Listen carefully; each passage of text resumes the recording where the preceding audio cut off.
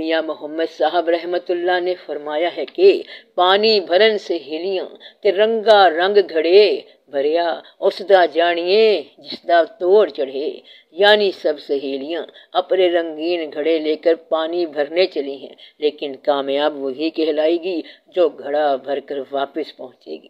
منزل تو سب کی اپنی اپنی ہوگی، لیکن عام طور پر راستے کی گمراہی اجتماعیت کی وجہ سے بچ جاتی ہے۔ اگر سنگت میں دو آدمی مل کر من اور تو کی بحث کریں، باہمی نفس کو بیان کریں، تو اس سنگت کے گمراہ ہونے کا اندیشہ ہے۔ ان دونوں آدمیوں کی گفتگو اگر باہمی ہو، یعنی صرف مابین تک ہی رہ جائے کہ آپ کہاں رہتے ہیں، میں وہاں رہتا ہوں، آپ کا مکان کتنے کمرے پر مشتمل ہے، وغیرہ وغیرہ، تو دونوں گمراہ ہو گئے۔ آپ بات کو سمجھتے نہیں۔ اگر دونوں یعنی وہ آدمی صرف اپنی ذات کو ڈسکس کرتے ہیں تو وہ گمراہ ہو سکتے ہیں، اپنے احوال اور اپنا مشاہدہ بیان کرتے ہیں تو گمراہ ہو سکتے ہیں، اور عقیدہ کے بغیر ہو سکتے ہیں۔ دین کو بیان کرنے کے لیے کم از کم سنگت 5 افراد کی ہونی چاہیے، 4 شخص راستہ چلنے والے اور 5واں ان کے راستے کی نشاندہی کرنے والا ہوتا ہے۔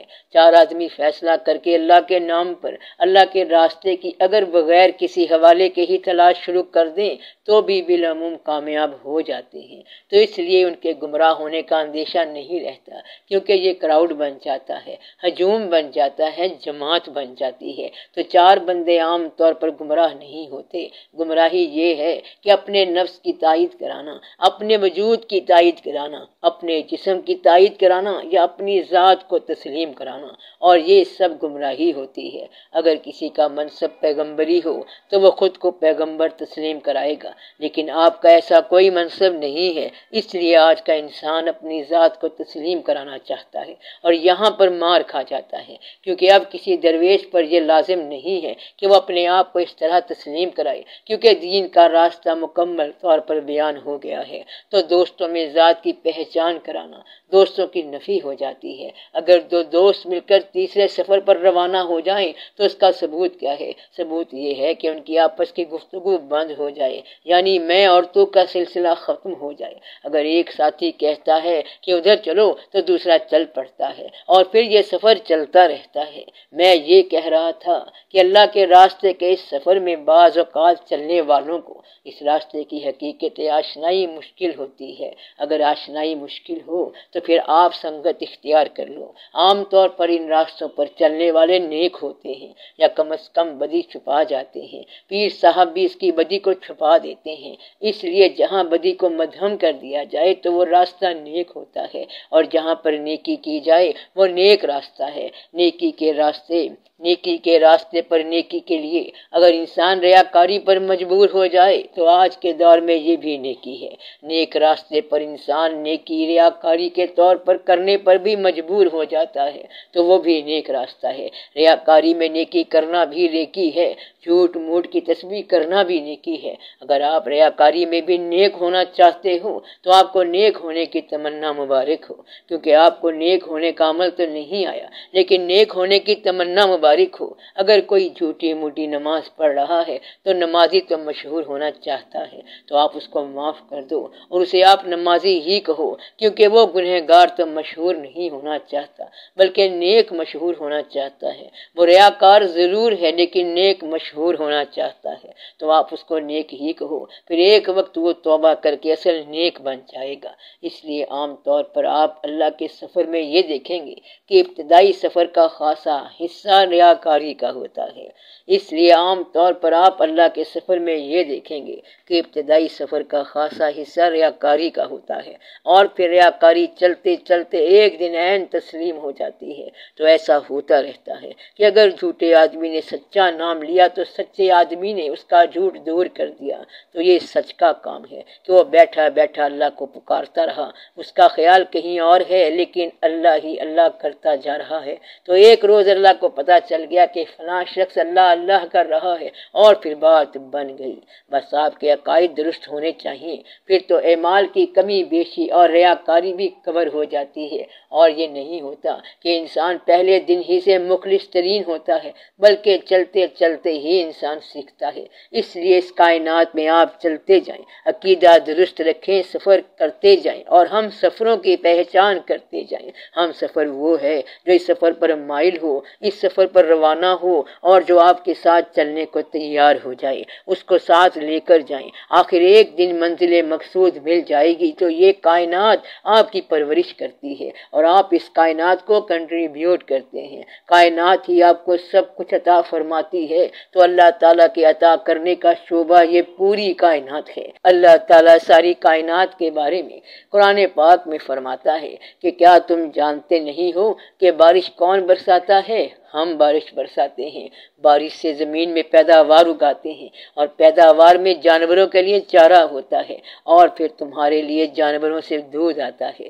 اللہ کریم کے کام دیکھو کہ اس کا کتنا بڑا کمال ہے۔ فطرت کی انتہا بیان فرما رہے ہیں کہ اے انسان، تو نے دیکھا نہیں کہ خون اور گوبر کے درمیان سے میں نے کس طرح پاکیزہ دودھ کی نہر جاری کر دی ہے؟ یعنی کہ دودھ کو دیکھو، گائے کو دیکھو اور بھینس کو دیکھو، تو دودھ تو ایک پاکیزہ شے ہے، اور بیان کس کا ہے؟ اللہ کی اپنی ذات کا، اور حوالہ کس کا ہے؟ پوری کائنات کا۔ تو یہ پوری کی پوری کائنات اللہ تعالیٰ کا بیان ہے، یعنی کہ اللہ تعالیٰ نے ایسی عجب کائنات بنائی ہے کہ اس کا بیان اللہ کا اپنا بیان ہے۔ ہم بارش برساتے ہیں، ہم بادل لاتے ہیں، وغیرہ وغیرہ۔ اگر آپ لفظ ہم لگا دو تو باقی ساری کائنات اللہ کا جلوہ ہے۔ اب اللہ کو ماننے والا لفظ ہم ضرور لگائے، ورنہ کائنات میں وہ کافر ہو کر مر جائے گا۔ فطرت یہی ہے کہ بادل جو ہیں بارش برساتے ہیں اور اس سے گندم، چارہ، جانور، گوشت، کپاس، اون اور کپڑے، یہ ساری کائنات کا مشاہدہ ہے۔ اور یہ یاد رکھنے والی بات ہے کہ کائنات کے مشاہدے میں مشاہدہ کرانے والے کو بھولنا نہیں چاہیے، کیونکہ ایک خاص مدت کے بعد وہ واپس لے جائے گا۔ اس لیے اس سفر کے دوران ہونے والے واقعات کو اللہ سے تعلق کے حوالے سے سمجھنا۔ کوئی مشکل آ گئی تو اللہ سے رجوع کرنا، کوئی خوشی آ گئی تو اللہ سے رجوع کرنا، اور غم میں بھی اللہ سے رجوع کرنا۔ اللہ کی طرف اس طرح رجوع کریں جیسے آپ اللہ کی طرف جا رہے ہیں، پھر آپ کا ہر اگلا قدم عین منزل حق ہے۔ تو آپ اپنے آپ کو اس قدر حقیقت کے قریب رکھیں تو آپ نے اپنے آپ کو سمجھنا ہے کہ آپ کس حد تک اللہ کے حکم کو مان رہے ہیں، ورنہ یہ کائنات اتنی عظیم اور اتنی وسیع ہے کہ آپ کی سمجھ سے باہر ہے، اور اگر اپنی سمجھ آ جائے تو یہ کائنات ساری آپ کے لیے ہے اور یہ پورے کا پورا مشاہدہ ہے۔ مثلا اللہ نے فرمایا ہے کہ میں نے زمین کو تمہارے لیے بچھونا بنایا ہے، لیکن زمین تو بچھونا نہیں ہے، لیکن آپ نے اگر مان لیا تو پھر یہ بچھونا ہی ہے۔ اگر آپ اس کی بات سمجھ جائیں تو یہ پہاڑ آپ کے لیے ہیں اور یہ بادل آپ کے لیے ہیں، اور پھر اللہ بھی آپ کے لیے ہے۔ اگر اللہ آپ کے لیے ہے تو پھر ہر شے ہی آپ کے لیے ہے۔ بس یہ ہیں اللہ تعالیٰ کے احسانات۔ آپ نے صرف خدا کو ماننا ہے، اور پھر خدا کی کائنات ساری آپ کی اپنی کائنات ہے۔ پھر آپ نے اس کائنات میں آسانی سے اپنی منزل طے کرنی ہے۔ اس سفر میں جب نور کے مقام پر آئیں گے تو سرکار دو عالم صلی اللہ علیہ وآلہ وسلم کی ذات گرامی سمجھ آئے گی۔ پہلے آپ مشاہدات دیکھیں گے، نفس کو دیکھیں گے، انسان کو دیکھیں گے، انسانوں کی پہچان کریں گے۔ اس کے بعد مقام روح آتا ہے اور مقام نور آتا ہے، اور پھر سرکار دو عالم صلی اللہ علیہ وآلہ وسلم کی ذات گرامی ہے۔ پھر آپ ان سے رجوع کریں اور اللہ تعالیٰ سے دعا کریں کہ وہ اس کائنات کے اندر اپنے حبیب پاک صلی اللہ علیہ وآلہ وسلم کی محبت ایسی عطا فرمائے کہ آپ کو وہ محبت جلوہ گر نظر آئے۔ پھر آپ کہیں گے کہ دن کو اسی سے روشنی، شب کو اسی سے چاندنی۔ حق تو یہ ہے کہ روئے یار شمس بھی ہے، قمر بھی ہے۔ تو سارا راز اور ساری بات تو اتنی ہے، اس لیے آپ کے لیے موقع ہے کہ سنگے در پر کچھ مانگ لیں۔ پردے اٹھے ہوئے بھی ہیں، ان کی ادھر نظر بھی ہے۔ پڑھ کے مقدر آزما سر بھی ہے سنگے در بھی ہے۔ تو بات یہ ہے کہ جب آپ کا مشاہدہ وہاں پر اس مقام تک چلا جائے گا تو پھر آپ کو زندگی اور موت دونوں کے اندر معنی نظر آئیں گے، اور پتہ چل جائے گا کہ زندگی اور موت ایک ہی شے کا نام ہے، جس طرح دن اور رات ایک شے کا نام ہے۔ یعنی سورج کے دو رخ ہیں، سورج کے دو نام ہیں، ایک نام دن اور ایک نام رات ہے۔ سورج ادھر آ جائے تو دن اور ادھر چلا جائے تو پھر رات۔ جس طرح دھوپ چھاؤں سورج کے نام ہیں اور ایک ہیں، اس طرح زندگی اور موت ایک ہی شے ہے، اور یہ اللہ کی شان کے دو الگ شعبے ہیں۔ جس طرح نیند آپ کو رات کے وقت راحت دیتی ہے، اسی طرح زندگی کی طویل تھکن میں موت ایک آرام کا ذریعہ ہے۔ یہ نیند کا ایک عرصہ ہے اور پھر آپ کو ہمیشہ کے لیے جگا دیا جائے گا، پھر آپ کے ساتھ اللہ کا اپنا ہمیشہ کا تعلق ہو جائے گا۔ اس لیے زندگی اور موت ساری ایک ہی بات ہے، ایک مقام ہے جو ضرور آنا ہے۔ آپ یہ بات آج ہی سمجھ لو، ورنہ بعد میں تو سمجھ آ ہی جائے گی۔ وہ ایک ایسا مقام ہے جہاں حاصل اور محرومی ایک شے ہے، یعنی حاصل ہو گیا یا کچھ چلا گیا سب برابر ہے۔ ویسے بھی حاصل آپ کے وجود کے پاس نہیں ہوتا، بلکہ یہ تو خیال کے حاصل کا حاصل ہے۔ اسی طرح آپ کا خیال ہے کہ آپ کوئی شے ہیں، آپ کے اسی مکان میں شادیاں ہونی ہیں اور اسی مکان میں آپ انا للہ و انا الیہ راجعون ہو جائیں گے، تو گویا کہ آپ کا ہر حاصل آپ کا خیال ہے، اور حاصل کا جدا ہونا بھی آپ کا خیال ہے۔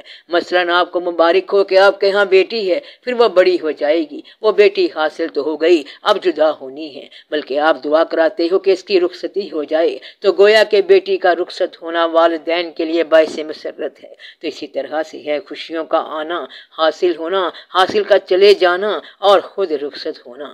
سارا کھیل اسی کائنات میں چلتا رہتا ہے، اور آپ کی کائنات جو ہے اسی طرح سے بنتی رہتی ہے، اور پھر تو غم اور خوشی برابر لگتے ہیں، اسی طرح دوست دشمن برابر لگتے ہیں۔ یہ سارے کائنات کے روپ ہیں، دن اور رات اس کے روپ ہیں، خوشی اور غم اس کے روپ ہیں، اور اگر یہ سب انلارج کر دیا جائے تو زندگی اور موت ایک ساتھ ہیں، اور دونوں اللہ کے حکم ہیں۔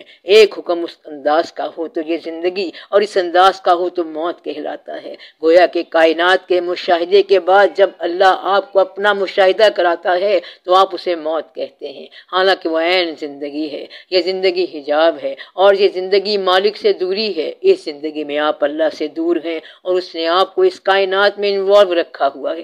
اور جب صاحبان قلوب اللہ تعالیٰ سے دعا کرتے ہیں کہ یا اللہ اپنا مشاہدہ کرا، اور وہ کائنات کو ہٹا کے آپ کو اپنے اوپر لاتا ہے، تو آپ کہتے ہیں کہ وہ مر گیا، جبکہ حقیقت میں وہ بندہ زندہ ہو گیا۔